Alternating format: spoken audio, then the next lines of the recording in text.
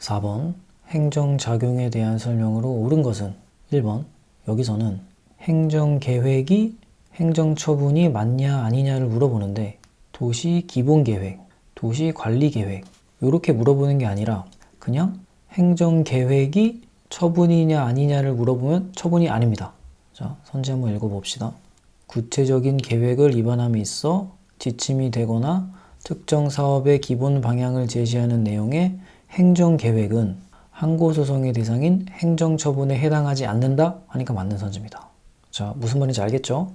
그냥 행정계획이 처분이냐 물어보면은 처분이 아니다. 그런 게 3번 선지에 또 있어요.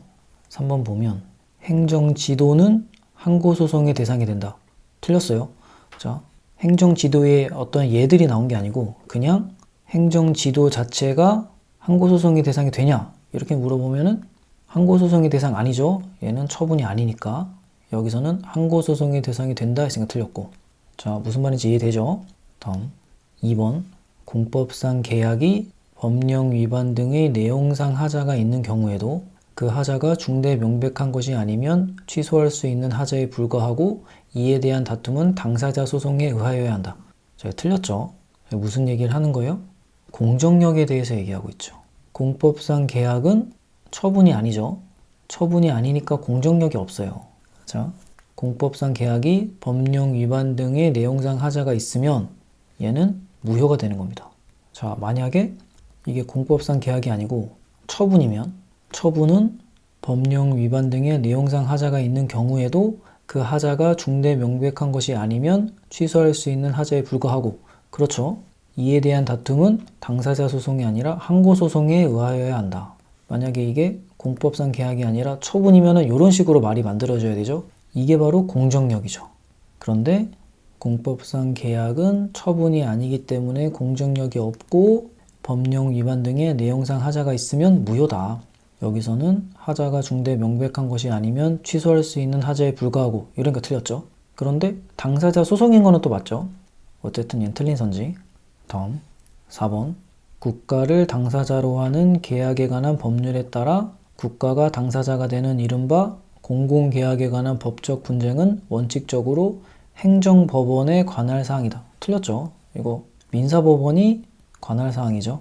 이 국가를 당사자로 하는 계약에 관한 법률상 공공계약은 사법상 계약이다.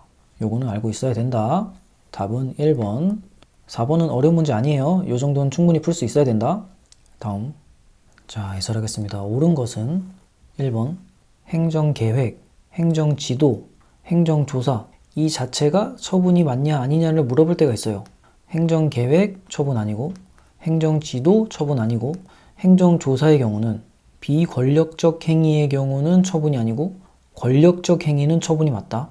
이 비권력적, 권력적 단어를 주니까 이거는 맞출 수 있고 선지 보면 어쩌고 저쩌고 해서 행정계획은 항고소송의 대상인 행정처분에 해당하지 않는다. 맞죠? 다음 3번으로 가볼게요. 3번도 지도, 권고, 조언 등의 행정지도는 항고소송의 대상이 된다. 틀렸죠? 처분이 아니기 때문에 항고소송의 대상 아니다. 다음 2번 공법상 계약은 처분이 아니기 때문에 공정력이 없죠. 그러니까 내용상 하자가 있어서 위법하면 무효가 되는 겁니다. 선지 보면 공법상 계약이 법령 위반 등의 내용상 하자가 있는 경우에도 그 하자가 중대 명백한 것이 아니면 취소할 수 있는 하자에 불과하고 틀렸죠. 내용상 하자가 있으면 무효다. 이에 대한 다툼은 당사자 소송에 의하여야 한다. 자, 당사자 소송은 맞죠.